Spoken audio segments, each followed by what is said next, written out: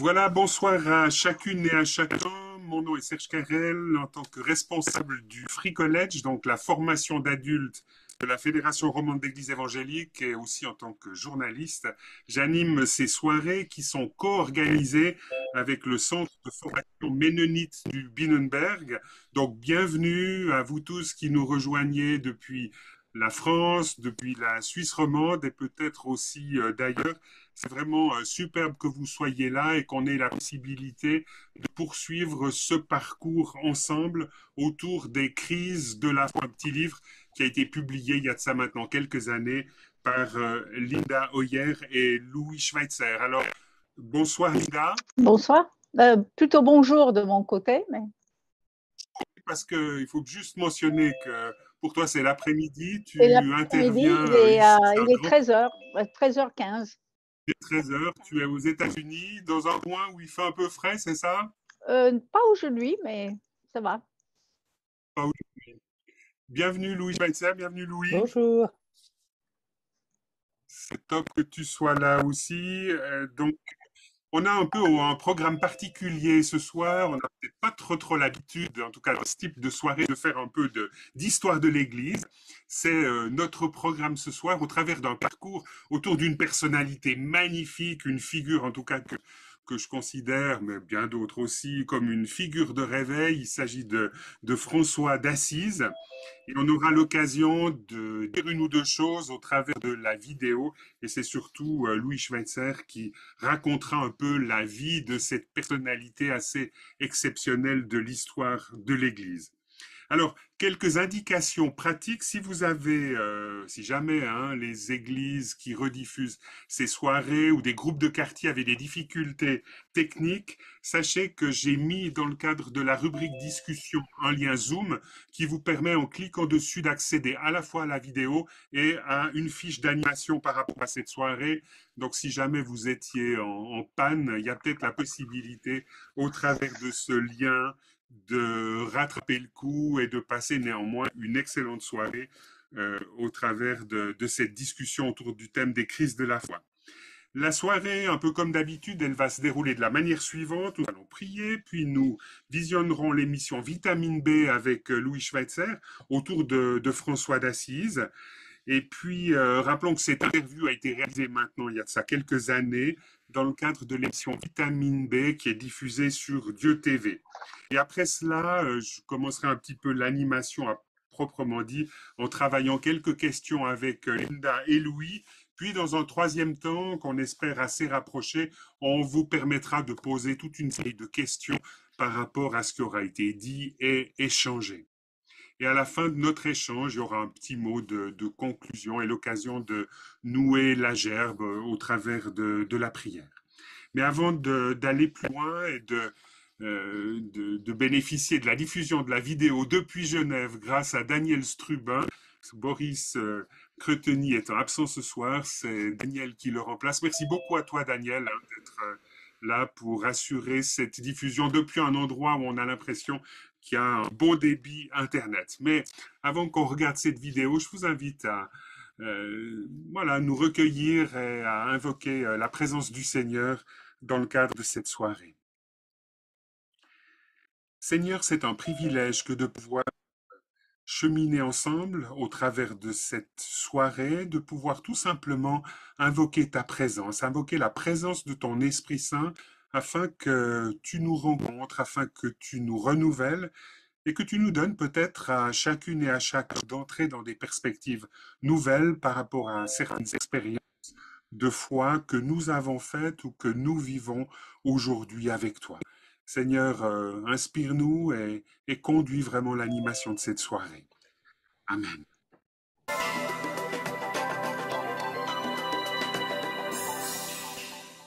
Madame, Monsieur, bonjour et bienvenue. Les crises de la foi, étape sur le chemin de la vie spirituelle. C'est un petit livre qui vient de sortir et dont nous parcourons aujourd'hui le 3e chapitre. Louis Schweitzer, bonjour. Bonjour. Alors, ce petit livre, Les crises de la foi, a quelque part comme vertu de réhabiliter la crise de foi comme étant quelque chose de très positif. Tout à Vous fait. souscrivez? Oui, tout à fait. Comme la crise de la foi peut être une grâce douloureuse en général, mais c'est vrai qu'elle peut nous nous aider à progresser, à aller plus loin, et plus profond surtout. Alors, je vous propose aujourd'hui de faire un petit parcours qu'on fera un peu historique tout à l'heure, mais on va commencer par un passage de la Bible et je vous propose de lire quelques extraits du psaume 22. Mon Dieu, pourquoi m'as-tu abandonné? Pourquoi te tiens-tu si loin? Pourquoi ne me sauves-tu pas? Pourquoi n'entends-tu pas mes cris? Mon Dieu, je crie le jour et tu ne réponds pas. Je crie la nuit, je ne garde pas le silence. Louis Schweitzer, ce qui me frappe dans un tel psaume, c'est que on pourrait dire qu'il y a là, quelque part, en quelques mots, l'expression de toutes les crises, ou le cri de toutes les crises existentielles les plus profondes. Oui, oui, parce que souvent on passe à l'intérieur d'une crise, et finalement, par là même, on expérimente en quelque sorte le silence de Dieu.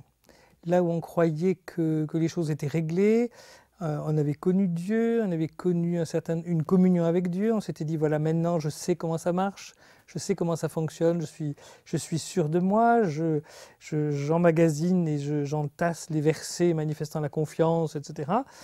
Et puis à un moment donné, finalement, c'est comme si le sol se dérobe, les principes dont nous étions sûrs disparaissent, et c'est comme si Dieu se taisait pour de bon.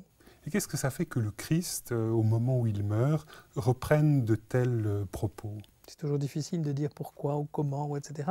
J'ai l'impression que lorsqu'il est mort, il a assumé d'une certaine manière une souffrance humaine un peu universelle. Et que forcément, je pense, mais de forcément être humain là, hein, c'est peut-être faux, mais je ne sais pas, mais forcément c'est l'absence de Dieu qui est ressentie à ce moment-là. Le Père, alors avec ce mystère de la communion en Dieu entre le Père, le Fils et l'Esprit, etc. Mais on a l'impression qu'il y a effectivement eu ce vide que nous connaissons. Et d'une certaine manière, je trouve ça presque rassurant que Jésus lui-même a connu ce genre de choses. Est-ce qu'il y a là quelque chose de très très fort au niveau de la spiritualité en général, d'imaginer que le Christ lui-même ait pu pousser un tel cri, alors que souvent on le dépeint comme fils de Dieu et quelque part un peu au-dessus de nos difficultés quotidiennes et des abandons que l'on pourrait ressentir? Oui, oui, je pense qu'effectivement, nous oublions souvent que l'humanité de Jésus, nous confessons la divinité et nous oublions qu'elle est liée à l'humanité et que c'est une vraie humanité avec l'angoisse, avec les difficultés que notre humanité connaît. Et donc jusqu'à l'extrême. Alors dans votre petit livre, Les crises de la foi, vous faites un parcours historique en reprenant une figure de l'histoire de l'Église qui est particulièrement intéressante en matière de crise, c'est celle de François d'Assise. Alors est-ce qu'en deux mots, vous pourriez, pour les personnes qui ne connaîtraient pas François, nous dire en quoi consiste sa vie? Oui, François d'Assise, c'est d'abord un personnage, probablement le saint le plus universellement apprécié. Donc c'est au tournant des XIIe et XIIIe siècles, c'est une période où le monde change. De plus en plus, on va se retrouver dans une situation, on passe du monde médiéval stable, avec les seigneurs, etc., et puis les monastères bénédictins bien stables, bien établis, à un monde de commerce, de transactions, de déplacements, de voyages. Et il va y avoir chez ce personnage, au fond, l'adaptation de toute une spiritualité à ce monde moderne, on pourrait dire. Alors lui, c'est quelqu'un de tout à fait charmant. C'est un fils de bourgeois, de marchand de drapier de la ville d'Assise en Italie. C'est un bout en train, c'est un peu le chef de la jeunesse dorée de la ville. Et donc voilà, quelqu'un de tout à fait heureux, haut en couleur, sympathique, gentil, enthousiaste, entraînant les autres. Il rêve de devenir chevalier, il va même partir en guerre contre Pérouse. Vous savez, il y a des guerres entre les villes. Entre les différentes cités italiennes. Voilà. Là, il va être fait prisonnier, ça le fait réfléchir, il va y avoir une expérience spirituelle à un moment donné. Donc, on a l'impression que déjà là, il y a des temps de crise par lesquels il passe. Bien sûr. Déjà, il se rend compte qu'au fond, ses rêves ne sont pas si évidents. Enfin, Et Dieu se sert de ça, je pense, pour l'amener ailleurs. Et puis, il va y avoir un bouleversement radical qui va l'amener à la foi, bouleversement où il va découvrir au fond la pauvreté, découvrir donc le contraire de ce qu'il était d'une certaine manière. Lui qui rêvait d'être noble, il va commencer à s'intéresser aux lépreux, qui sont les rejetés, marginaux, impurs, tout ce que vous pouvez imaginer de pire dans la société de l'époque. Il va lancer un mouvement avec les gens qui vont aller non plus dans des monastères, mais deux par deux, à travers le monde, et ça va être vraiment à travers le monde, hein, pour annoncer l'évangile. Dans la pauvreté, donc il ne devait pas recevoir d'argent, simplement il devait travailler ou bien recevoir de quoi vivre. L'aumône, quoi. Voilà. Et puis là, alors que cet ordre connaît un succès assez extraordinaire, on voit un François qui connaît une crise existentielle très très forte. Oui, parce qu'on a l'impression qu'à partir du moment où il va obéir à ce qu'il ressent comme l'appel de Dieu, tout baigne, tout marche de manière folle. C'est-à-dire en quelques années, l'ordre va comporter des milliers de gens qui vont le suivre, des milliers d'hommes. Et puis, il va y avoir un ordre féminin avec Sainte-Claire qui va aussi faire la même chose, etc. Et puis, ce qui va se passer, c'est que lorsque l'ordre grandit, de plus en plus de gens, ça va être beaucoup plus difficile de maintenir la vision. Et de plus en plus, il va y avoir des gens qui vont souhaiter arriver à devenir un ordre avec pignon sur rue officiel, avec des bâtiments, la pauvreté devenant quelque chose de symbolique, mais finalement étant petit à petit abandonné. Et là, François connaît une crise. Finalement, cet ordre qu'il voit grandir autour de lui, il ne le reconnaît plus. Tout fiche le camp, oui. Et non seulement l'ordre ne le reconnaît plus, ses enfants, ou je dirais tout ce qu'il a créé, n'existe plus. Mais c'est comme si finalement tout ce pourquoi il a compté sur Dieu, tout ce en quoi il a compté sur Dieu, s'écroulait, puisque finalement il a l'impression que tout ça c'était presque pour rien. Ça va être comme tous les ordres, etc. Et comment est-ce qu'il en arrive à dire mon Dieu, pourquoi m'as-tu abandonné » dans ce contexte-là? Je crois simplement parce que quand on crée quelque chose comme il l'a fait, en étant complètement entre les mains, je crois, complètement entre les mains de Dieu et complètement confiant dans l'action de Dieu, il était sûr que c'est Dieu qui était au départ de sa vision, au départ du développement de son mouvement, de sa fraternité, qui va devenir un ordre important. Le fait que ça ne marche plus, c'est finalement Dieu qui le lâche d'une certaine manière dans sa perspective. Et dans sa perspective, mais je dirais, il me semble qu'il est très proche de nous quand nous créons quelque chose. Quand ce que nous créons ne marche pas, on a l'impression qu'effectivement, c'est Dieu qui n'est pas là non plus. Et donc, sa relation à Dieu va s'en trouver touchée autant que le reste. Et là, on a l'impression qu'un François se retire pendant très longtemps. Semble-t-il, près d'une année, il connaît une sorte de mise à l'écart, de crise, où finalement, on a l'impression qu'il connaît l'abandon de Dieu. Il connaît l'abandon de Dieu. Il a conscience de connaître aussi l'abandon de ses frères. Ce qui rajoute une couche, si j'ose dire, aux difficultés. Ce n'est pas simplement qu'il voit ses frères s'éloigner de lui, mais il voit aussi que... Enfin, le projet s'éloigner de lui, mais il voit que ses frères aussi prennent une certaine distance. Et je crois qu'effectivement, ça se traduit par une crise spirituelle très grande, alors que... souvent, on a l'impression que les crises spirituelles sont pour les gens peu avancés dans la foi. Quand on voit François avant, on a l'impression qu'il y avait une foi, communion de Dieu, une communion avec Dieu, une connaissance de Dieu très forte. Ce qui veut dire que ça peut arriver, j'ai envie de dire, à n'importe qui. Oui. Et là, comment est-ce que cette crise se dénoue? Alors, on n'y est pas vraiment. On n'en sait rien, on n'avait pas de micro à l'époque et de reporter pour lui demander exactement ce qui s'est passé. Mais finalement, on a l'impression qu'à un moment donné, les choses se mettent en place. Non pas dans le sens que Dieu interviendrait pour tout transformer, mais dans le sens d'une acceptation. Donc finalement, le travail se fait plutôt sur le regard que François pose sur la réalité qui l'entoure, plutôt qu'au travers d'une évolution majeure de son ordre. Oui, je crois. Et le regard porte sur Dieu. C'est au fond sa manière de voir Dieu, l'acceptation que les choses ne se passeront pas nécessairement comme il le rêvait, même pas comme il l'avait cru en voyant les prémices et même le développement de son ordre, l'idée que Dieu pouvait se comporter autrement, que c'était lui qui était le maître de tout ça. Et là, il y a un mot qui revient régulièrement dans vos pages, c'est le mot lâcher prise. Bien sûr. Ouais. Parce qu'on a toujours envie de maîtriser, parce qu'on a envie toujours de diriger les choses, de dire à Dieu un peu comment il faut faire. Et on est ravi quand Dieu a l'air de faire les choses dans le sens qui nous plaît. Et puis il y a un moment où finalement on s'aperçoit qu'il le fait peut-être autrement. Que quand nous ne sommes pas là, le monde ne s'écroule pas non plus. Que peut-être Dieu n'avait pas exactement la même idée que nous sur son projet. Et que Dieu, même quelquefois, fait passer les projets qui sont les nôtres, mais aussi peut-être les entreprises qui sont les siennes, par ailleurs, par des chemins qui sont un peu bizarroïdes pour nous, un peu étranges, un peu... Et une fois qu'on accepte ça, il me semble qu'on peut accepter, là aussi, que Dieu soit Dieu, et que ce n'est pas nous, et que nous ne sommes pas à sa place, et lui faire confiance. Une confiance qui est plus libre d'une certaine manière, parce que c'est une vraie confiance, comme un enfant qui fait confiance à son père sans savoir exactement comment ça va se passer, mais en sachant que finalement, ultimement, ça se passera bien parce que c'est lui qui pilote. Ce petit livre, Les crises de la foi, porte un sous-titre, Les étapes sur le chemin de la vie spirituelle. C'est vrai que si on essayait de reprendre un peu les différentes étapes ou phases que vous esquissez dans ce petit livre, on parlerait de la 4e pour la crise existentielle, puis la 5e, vous évoquez la phase de la fécondité. Alors, s'il fallait rattacher cela à François, en quoi François, après cette crise, est quelqu'un de fécond? Alors, d'une part, François va avoir intégré pleinement, je crois, la liberté de Dieu et la confiance en Dieu.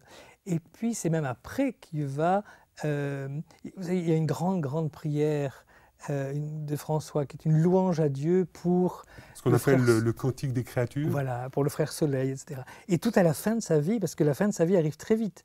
Donc, après cette crise et après la résolution de cette crise, il va y avoir son expérience spirituelle la plus grande qui, pour les protestants, quelquefois... C'est ce qu'on appelle l'expérience des stigmates. Voilà, qui peut poser des problèmes. Et de quoi qu'il s'agisse réellement, c'est son expérience, je dirais, de communion avec Dieu probablement la plus intense. Et puis après, il va terminer et sa vie et son cantique par une strophe sur notre sœur la mort. Et on sent finalement un François apaisé, confiant dans la volonté de Dieu et on pourrait dire réconcilié avec lui-même, réconcilié avec Dieu en acceptant que Dieu est Dieu autrement que ce que nous imaginons et lui imaginer. Alors en quoi cette figure de François d'Assise vous rejoint-elle, vous, personnellement? C'est quelqu'un auquel vous vous êtes attaché? Oui, pour être honnête, depuis longtemps, c'est probablement un des personnages du christianisme qui m'a le plus séduit, à la fois par sa volonté de vivre l'évangile de manière radicale. Sa règle, c'est un patchwork de versets de l'évangile au sens le plus strict. Je pense qu'il y a aussi son tempérament qui est tellement séduisant. Ce côté joyeux, c'est celui qui prêche aux oiseaux, c'est celui qui est Il y a un petit côté bohème et rêveur, c'est ça? Oui, et puis un côté louange, c'est la louange faite chair, on pourrait dire. Hein. Et je pense que pour quelqu'un comme lui, la crise était à la fois d'autant plus douloureuse, parce qu'il c'est pas du tout un torturé, je dirais, au point de vue du caractère, mais peut-être d'autant plus indispensable. Et les crises, comme vous l'avez dit au départ, il y a eu toute une série de crises qui l'ont amené à être pleinement ce qu'il était et qui ont fait de son caractère, qui aurait pu être quand même, je dirais, un joyeux et sympathique noceur de la ville d'Assise, et qui en a fait un saint, un personnage, enfin parmi les grands personnages de l'Église les plus rayonnants en 2000 ans. Louis Schweitzer, merci beaucoup de nous avoir accompagnés sur cette réflexion autour de « Mon Dieu, pourquoi m'as-tu abandonné ?» Et un petit rappel, ce livre, Les crises de la foi, et à cette occasion, nous avons médité aujourd'hui le chapitre 3 autour de François d'Assise. Au revoir. Magnifique. Alors, Louis, on reprend un petit peu avec toi parce que finalement, on voulait un peu encourager à la découverte de ce François d'Assise, qui est quand même assez peu connu, me semble-t-il, dans les milieux évangéliques, surtout quand on a un peu de la peine parfois avec l'histoire de l'Église et peut-être voilà, certaines spiritualités qui sont déployées dans ce cadre-là. Louis, s'il fallait voilà, recommander une ou deux choses en lien avec François d'Assise, qu'est-ce que tu recommanderais pour aller plus loin dans la découverte de ce personnage? Alors, les livres sur François d'Assise sont très, très, très nombreux. Hein. Donc, s'il fallait juste deux, je dirais peut-être pour découvrir l'homme. Alors, il y en a sûrement beaucoup qui sont excellentes, hein, des biographies. Mais alors, il y a un livre de Julien Green, qui est un grand romancier, écrivain français malgré son nom. Hein. Il est américain d'origine, mais il a toujours écrit en français, etc. Et il a écrit Frère François, qui est une très très belle biographie, facile à lire. Et puis alors, sur notre sujet, très précisément, il y a un petit livre tout à fait génial, je crois, qui est un plaisir de lecture, parce que c'est écrit comme un roman, et c'est un livre d'une profondeur impressionnante. C'est un livre d'Éloi Leclerc, Sagesse d'un pauvre. Voilà, je crois que déjà, après, on peut lire des tas de choses, mais Sagesse d'un pauvre, c'est justement aussi autour de cette crise. De montrer, voilà, c'est... Ah ben voilà, très bien, parfait. Oui.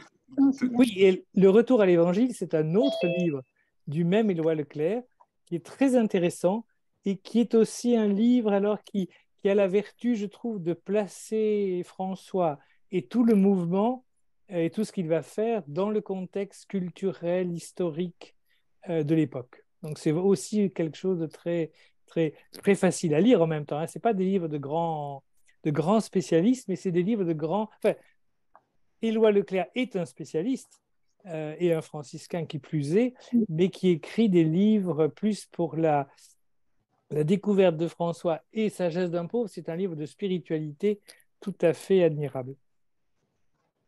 Donc deux livres qu'on peut sans autre recommander à toutes les personnes qui souhaiteraient aller un peu en avant et découvrir davantage de choses sur François d'Assise.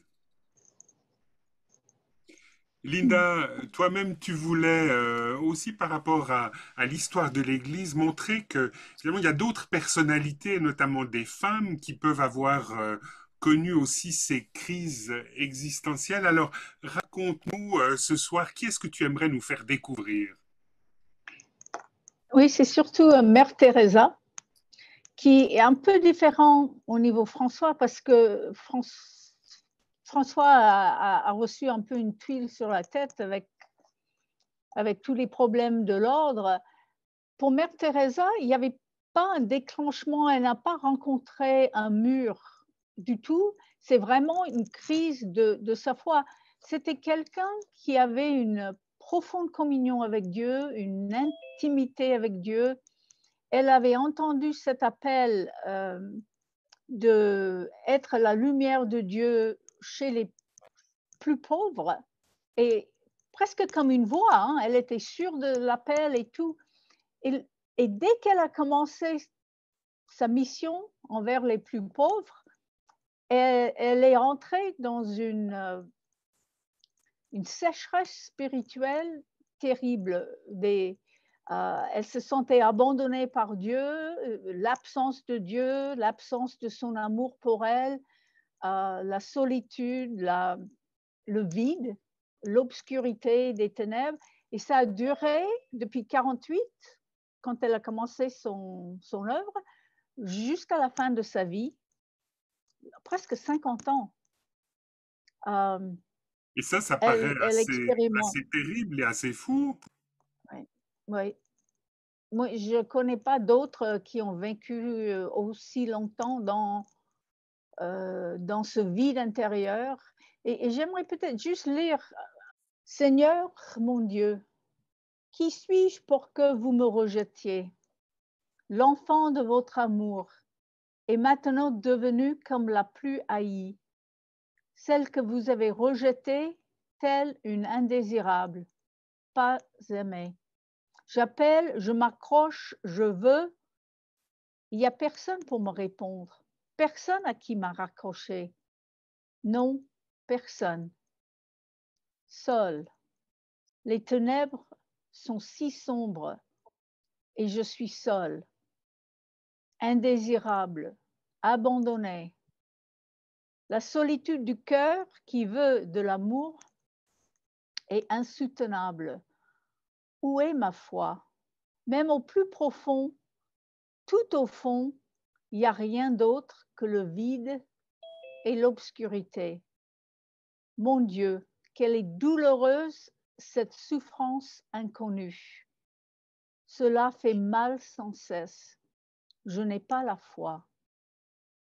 Donc, douloureuse dans le sens qu'elle avait une telle intimité avec Dieu avant, et elle désire, elle appelait son bien-aimé. C'est pas qu'elle s'en fiche de Dieu, elle a un désir ardent de communion avec Dieu, et il n'y a rien. Mais c'est à peu près peut-être 11 ans après, elle ne comprenait pas pourquoi. Est-ce qu'elle a fait quelque chose, hein? Est-ce qu'elle a provoqué? Est-ce qu'elle est dans une désobéissance?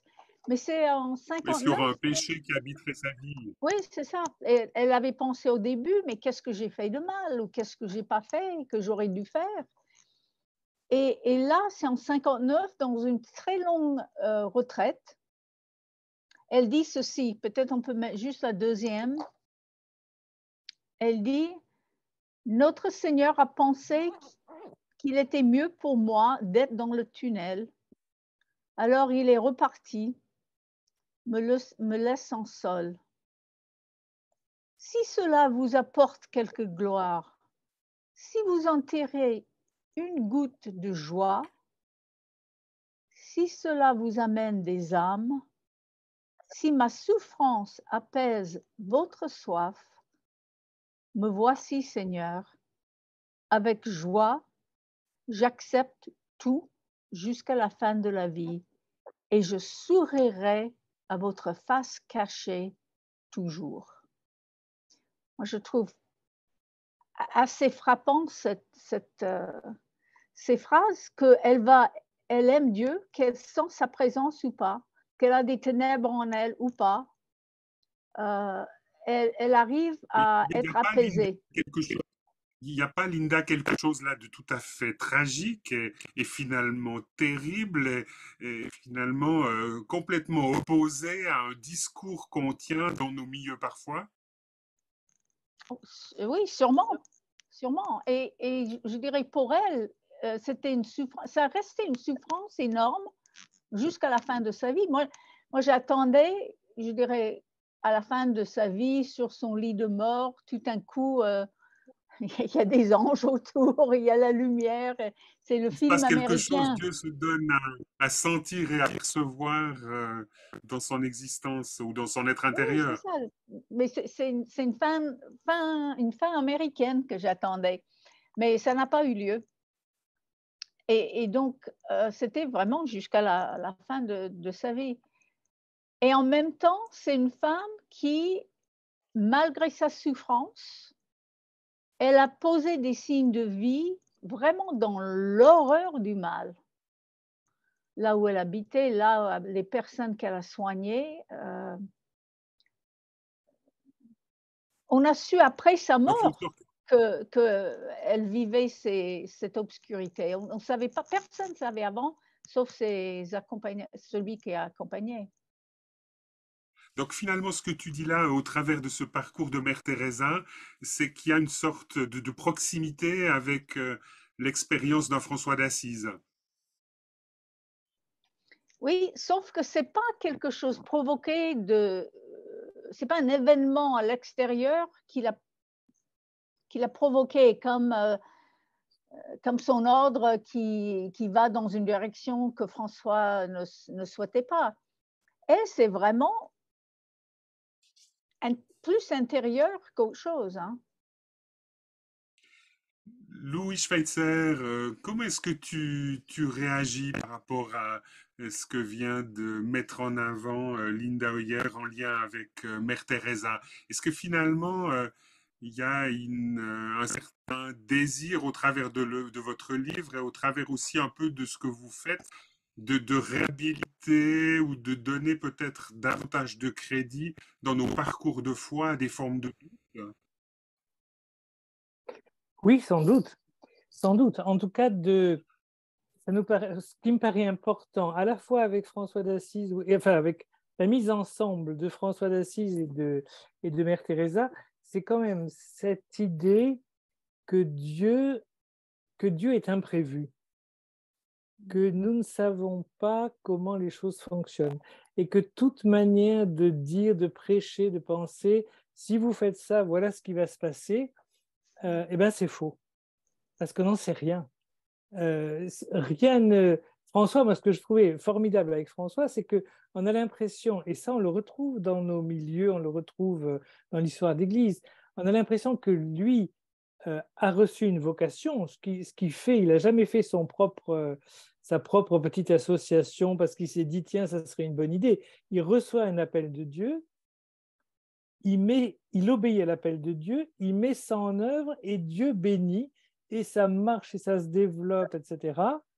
Et puis brutalement, au fond, ça s'écroule. Non pas que la communauté qu'il a créée disparaisse, mais finalement, tous les principes qui étaient les siens sont remplacés par autre chose et qui ne correspondent plus à son désir. Et pourquoi? Pour lui, ce n'est pas la déception d'un échec, c'est plutôt l'incompréhension devant le silence de Dieu dans ce genre de situation. Pourquoi est-ce que Dieu, qui a voulu et qui a permis, maintenant permet le contraire? Mère Teresa, c'est autre chose, parce que là, l'œuvre de Mère Teresa, elle a été, je crois, magnifique. Enfin, si il y a des non-chrétiens qui essaient d'imaginer une œuvre qui pourrait être chrétienne, c'est vrai que les sœurs de la charité qui vont soigner les malades les plus pauvres en Inde, etc., et dans le monde entier, c'est quelque chose de magnifique. Et là, rien n'a été touché de l'œuvre, hein. C'est Oui. simplement le ressenti personnel de Mère Teresa. C'est une autre forme, et on se dit, dans les deux cas, on a envie de dire, Seigneur, pourquoi tu permets ça? Euh, et, et on ne sait pas, il n'y a pas de réponse, en fait, je crois. Mais Linda, euh, tu voulais réagir? Oui, non, mais c'est là où c'est vrai. Et là où il se rejoint, c'est l'incompréhension de la part de François et de Mère Teresa, de pourquoi ça arrive. Euh, Et Il là, au y a plus travers de ce d'explication. que vous dites maintenant, c'est que finalement, cette incompréhension, ce doute qui serait là, c'est pas nécessairement toujours quelque chose de tragique, mais c'est quelque chose avec lequel il faudrait essayer de cheminer. Louis? oui, alors c'est tragique, je crois, quand on est dedans, quand on le ressent soi. Je crois que là, effectivement, c'est tragique parce que ce n'est pas le doute léger, intellectuel, c'est vraiment quelque chose au plus profond de l'existence et au plus profond de l'existence d'une personne qui a consacré, dans les deux cas, sa vie entière à Dieu. Ce n'est pas juste quelqu'un qui est un peu chrétien et qui se pose des gentilles petites questions, c'est beaucoup plus profond, beaucoup plus radical. Ce dont je suis persuadé, c'est deux choses. D'abord, c'est que ce genre de situation, c'est intéressant avec Mère Teresa ou avec François parce que c'est des grandes célébrités historiques, c'est des grands personnages. Mais je suis persuadé que quand on va, si on regarde dans nos communautés, si on regarde autour de nous, des situations de ce genre, c'est pas si rare que ça. Des gens qui, au fond, pour lesquels la manière dont Dieu a conduit ou la manière dont Dieu a permis telle ou telle chose est choquante, désespérante, incompréhensible. Alors, il y a déjà ça. Et puis l'autre chose, c'est que je crois que le doute dans des situations de ce genre, il est normal. Et je suis persuadé que refouler le doute, j'ai l'impression que pour beaucoup de gens dans nos milieux, j'ai l'impression que douter est de l'ordre du péché, donc il faut le refouler pour surtout ne pas, que ça n'existe pas. Non seulement que les autres ne le voient pas, mais que moi-même, je ne le ressente pas. Mais je pense qu'il y a des moments où le doute est là, ou des petits doutes, ou des doutes plus fondamentaux, et il faut passer à travers, mais il faut pas faire comme si ça n'existait pas. Et je suis persuadé que parmi les gens qui nous écoutent, euh, pour beaucoup de gens, s'ils regardent honnêtement en eux-mêmes, ils ont connu à un moment donné, alors de manière moins tragique, je le souhaite, hein, que nos exemples, mais des choses de ce type. Linda, toi-même, si tu, au travers des accompagnements que tu as eu l'occasion de mener, et tu en as fait beaucoup, euh, comment est-ce que tu accompagnes des gens qui connaissent ce doute profond, ce doute peut-être même radical? Moi, j'ai jamais accompagné quelqu'un, par exemple, qui avait ces ténèbres de Mère Teresa pendant 50 ans, hein. Donc, c'est beaucoup plus des gens où les doutes viennent parce que tout d'un coup, il y a une remise en question de leur conception de Dieu. Parce que Dieu, j'allais dire qu'il agit différemment, mais c'est plutôt la non-action de Dieu, la non-réponse de Dieu qui provoque des questions et il y a une remise en question de leur conception de Dieu. Donc, il y a des doutes qui arrivent, euh, mais c'est beaucoup plus parce qu'ils attendent que Dieu fonctionne comme ça et Dieu fonctionne autrement, où Dieu ne répond pas, où Dieu agit différemment. Et ça provoque un grand questionnement. D'accord, là tu expliques un peu les causes du doute, mais après toi-même en tant qu'accompagnante, comment est-ce que tu proposes un suivi à ces personnes qui connaissent de telles crises? Moi, je trouve, bon, j'ai pas de recette, hein, donc je peux pas vous donner 1, 2, 3, ABC, mais je pense qu'au début, c'est vraiment important de reconnaître, hem et leur ressenti et qu'ils expriment leur ressenti.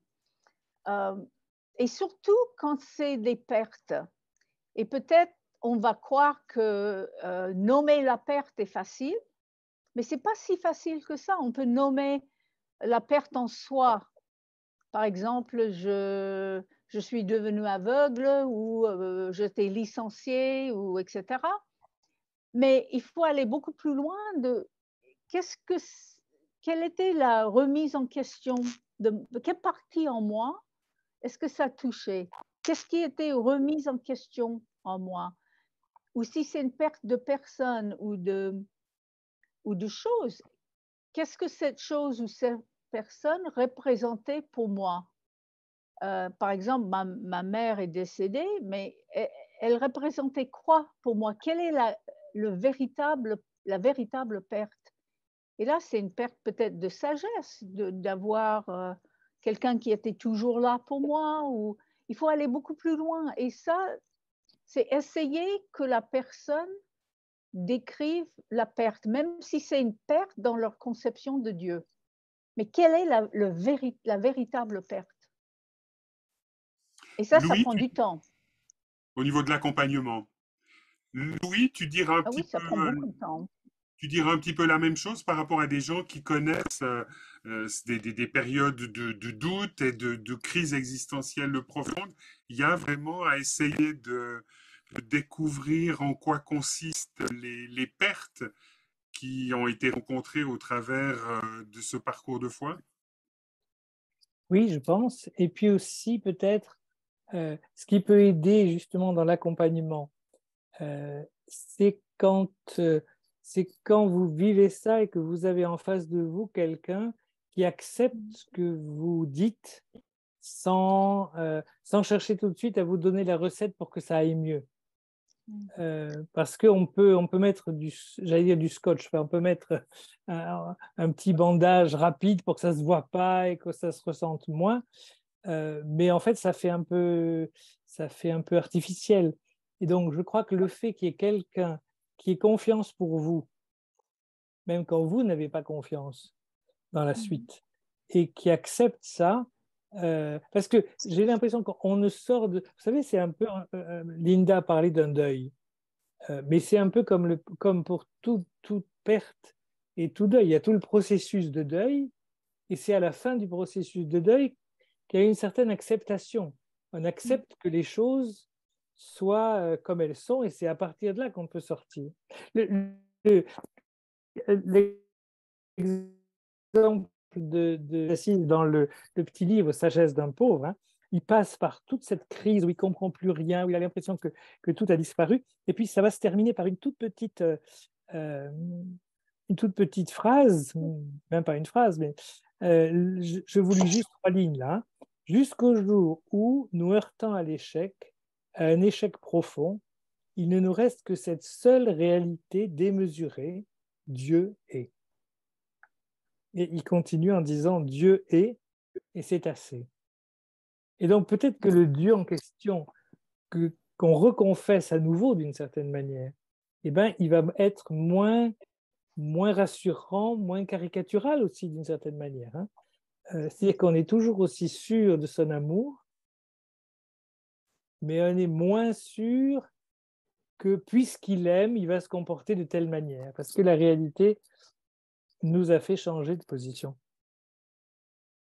Est-ce qu'il y aurait là une sorte de confiance un peu nue, dépouillée des béquilles qu'on a parfois, voilà, pour se rassurer ou s'assurer même de sa propre Oui, je foi? crois, tout à fait. Mmh. Tout à fait. Je pense que notre foi est en général, ça on en reparlera, je pense, surtout la prochaine fois, mais souvent notre foi il y a la réalité de la foi et autour, il y a tout un ensemble de choses qui sont liées quelquefois à notre milieu, qui sont liées à ce que nous avons entendu, etc. Et donc, puisque Dieu existe, alors, il y a plein de conséquences. Mais ces conséquences, elles ne sont peut-être pas si évidentes que ça. Et ce que je trouve très impressionnant, c'est qu'elles sont évidentes ni dans la Bible. C'est pour ça qu'on a pris des personnages comme Élie et les autres, hein, mais voilà, Pierre et beaucoup d'autres, ni dans la réalité. Alors, on a pris deux exemples là qui sont des exemples de grands personnages connus, mais ni dans notre réalité humaine plus simple. Et je pense que le processus est assez long d'arriver à le fait de consentir et être dans un abandon confiant. Ça Oui, prend il y du a temps différentes parce que étapes. c'est Toi-même, toujours... tu proposes différentes étapes. Il y a l'étape de la révolte, il y a l'étape ensuite de Ouais. l'abandon, et puis après de cette dynamique d'abandon confiant ou d'incertitude confiante, comme vous le dites dans votre petit livre, Linda. Oui, ça commence par la révolte, c'est normal. Mais si on reste dans la révolte ou l'amertume, cette perte et cette souffrance peut rester stérile et même néfaste pour la personne.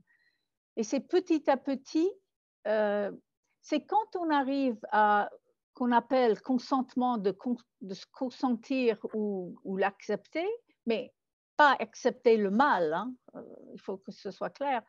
Mais c'est là, une fois qu'on accepte, qu'on peut commencer à travailler pour que cette souffrance devienne féconde. Et peut-être juste quelque chose qui est arrivé assez récemment, une amie qui a un Alzheimer et qui est plus jeune que moi, hein, et elle était placée dans une EHPAD en juin, mais révoltée, elle a eu tellement de pertes de sa maison, de voiture, des amis autour parce elle a déménagé loin. Et donc je l'appelais pour prendre ses nouvelles et elle m'a dit: j'aimerais mieux habiter là où j'habitais, mais je sais que ce n'est pas possible. Et puis, elle a dit une phrase qui m'a scotchée. Elle m'a dit: c'est dans l'acceptation qui réside la paix. Et j'ai dit: mais cette femme elle ne sait même plus sa date de naissance ni son anniversaire, et elle sort cette phrase, c'est dans l'acceptation qui réside la paix. Et je le sentais apaisé. Et depuis, je vois qu'elle commence à mettre des petits signes de vie. Elle aide des gens dans une chaise roulante d'aller dans leur chambre. Il y a des signes de vie qui est posé dans la perte et le mal qu'elle a subi. Hein. Elle n'a pas choisi un Alzheimer. Linda, ce qui est intéressant, c'est que tu as publié un livre assez dernièrement un peu autour de cette thématique. J'aimerais juste en montrer la couverture. Donc un petit livre qui s'appelle La souffrance, un chemin de vie. Et tu détailles un peu voilà, ces différentes étapes ou ces différents moments par lesquels on peut passer pour peut-être sortir de cette crise ou cette révolte extraordinairement profonde à l'endroit de Dieu. Oui, de le vivre, parce que ce n'est pas autant lutter contre le mal que de affermir la vie, je trouve. Je ne sais pas si vous voyez la différence, mais souvent on parle de combat contre le mal.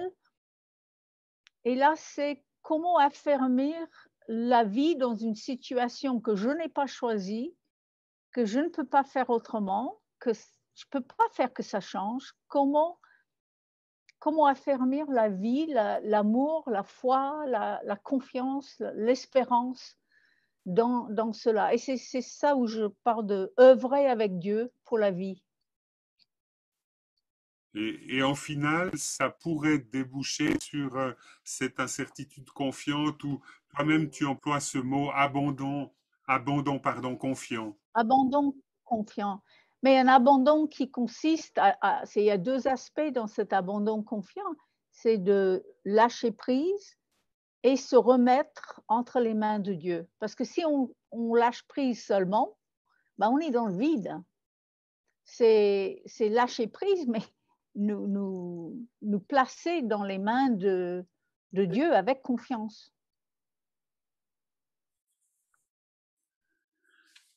Moi, j'aimerais juste qu'on fasse un petit pas un peu de côté, parce que c'est vrai que ce que vous développez là, en lien avec des crises de la foi profonde, en lien avec des dynamiques de doute, en lien avec la souffrance, c'est finalement quand même assez difficile dans le milieu évangélique à le tenir ensemble avec d'autres discours où on parle de découvrir sa destinée, où on parle d'entrer pleinement dans les grands projets que Dieu a pour nous, etc.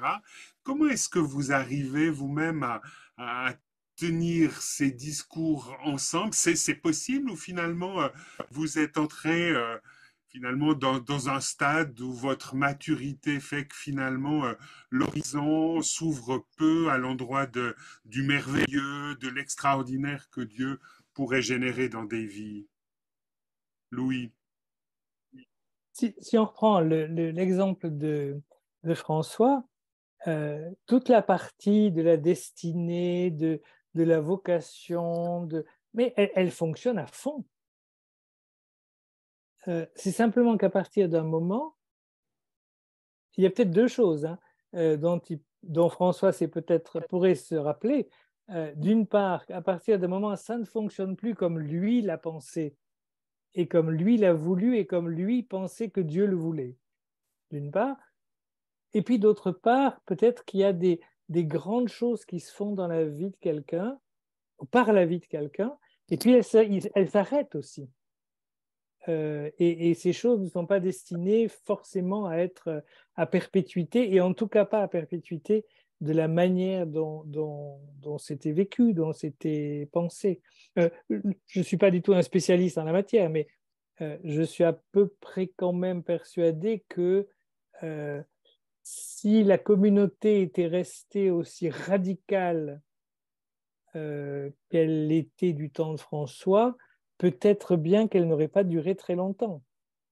Hein, parce qu'on sait bien, dans nos églises, quand il y a des mouvements de réveil ou quoi que ce soit, il y a un moment où l'esprit souffle et où tout a l'air d'aller tout seul. On n'a presque rien à faire. Hein. C'est l'image, vous savez, du bateau, l'église comme bateau. Alors, j'ai envie de dire, il y a des moments où il suffit de mettre la voile et puis tout marche bien. Mais on n'a jamais vu un réveil qui dure. Et que par définition, ce genre de situations, ce sont des situations où Dieu visite, hein, mais ce n'est pas quelque chose de durable. Et le moment où on pourrait dire l'esprit cesse de souffler, eh ben, il faut sortir les rames. Et l'Église rame là aussi. Et nous ramons quelquefois. Et donc, dans ce sens-là, peut-être que l'institutionnalisation un peu plus forte, ça a été quelque chose d'utile. Moi, je n'en sais rien du tout. Ce que je veux dire, en tout cas, c'est que voilà, François a dû s'adapter à quelque chose de complètement nouveau, de complètement inattendu. Et je pense que pour nous, c'est pareil. Donc, ça ne met pas en cause le fait que le miracle se produise. Alors, je crois tout à fait ça. Que Dieu puisse bénir de manière incroyable une entreprise avec un projet qu'il a lui-même suscité. Mais ça, alors, il y a plein de magnifiques, magnifiques exemples. Hein. Mais en même temps, le danger, c'est de croire que tout ça, c'est une garantie en quelque sorte totale. Et que si on s'engage sur ce chemin, on sait que tout va baigner, etc. Et justement, non, ça ne baigne pas, mais nulle part ça baigne. Même les gens qui sont témoins de choses comme ça, quand vous regardez les biographies, c'est souvent plus chaotique et plus difficile, et ça demande de la persévérance. Linda, comment est-ce que tu réagirais à cela? Je me rappelle que quand j'ai eu des gros problèmes avec mes yeux, la première question avec laquelle j'ai beaucoup lutté, je ne savais pas quoi faire, c'était j'entendais 2 discours. Dans un milieu, j'entendais le discours, c'est un combat spirituel, il faut prier, il faut lier, il faut entrer dans un combat. Et de l'autre côté, j'avais mon accompagnatrice spirituelle qui disait, faut s'abandonner à Dieu. Et j'ai dit, mais qu'est-ce que je fais? Je lutte ou je m'abandonne? Et je pense que c'est Louis qui m'a aidé un peu à voir plus clair. Donc, je laisse la parole à Louis pour mettre les deux ensemble. Parce que moi, j'avais du mal à les mettre ensemble. J'ai l'impression qu'on a toujours du mal à les mettre ensemble. C'est toujours compliqué. Mais c'est de vouloir choisir l'un ou l'autre qui, je crois, quand l'apôtre Paul a eu cette écharpe dans la chair dont on ne sait pas très bien ce que c'est, donc voilà, ça peut même être les yeux aussi, je ne sais pas, mais il a lutté d'une certaine manière, il a commencé par lutter. Et puis après, je crois qu'il faut les deux ensemble, il faut lutter en essayant de faire tout ce qu'on peut pour sortir de là, et en même temps dire au Seigneur, écoute, non pas ma volonté, mais la tienne, et accepter. Je crois que c'est vrai quand quelqu'un est malade. Je pense que le fait d'accepter le réel n'empêche pas d'aller chez le médecin, de se faire opérer, etc. Et pour les gens autour, de prier pour. Donc je crois que les deux vont de pair. L'un présuppose l'autre. Oui, exactement. Donc, est-ce que vous avez l'impression parfois qu'il y a des spiritualités qui sont soit d'un côté, soit de l'autre, et finalement s'excluent l'une l'autre et disent, mais voilà, on n'arrive pas à être en tension, hein, c'est un peu votre terme, c'est l'importance dans des moments comme ça d'être en tension entre ces deux réalités. Ouais. Et en même souvent, non, c'est souvent l'un ou l'autre, c'est ou, au lieu de et. C'est ça. C'est les deux ensemble. C'est là où il y a l'équilibre. Et une tension qui, d'une certaine manière, peut presque, quand on arrive à ça, mais je ne dis pas du tout que ce soit ni évident ni simple, hein, mais peut presque devenir paisible, parce que, par exemple, je suis malade, oui, je vais lutter pour guérir, oui, je vais prier pour guérir, oui, je vais accepter les chemins de la médecine, etc. Mais en même temps, je peux quand même avoir au fond du cœur la certitude que de toute manière, ce n'est pas entre mes mains, que j'espère, je sais ce que je souhaite. Et après tout, Dieu permet de désirer, permet de demander, mais en même temps, je sais que voilà, c'est quand même fondamentalement entre les mains de Dieu et que je peux me reposer d'une certaine manière tout en me bagarrant, si j'ose dire, pour aller dans le bon sens.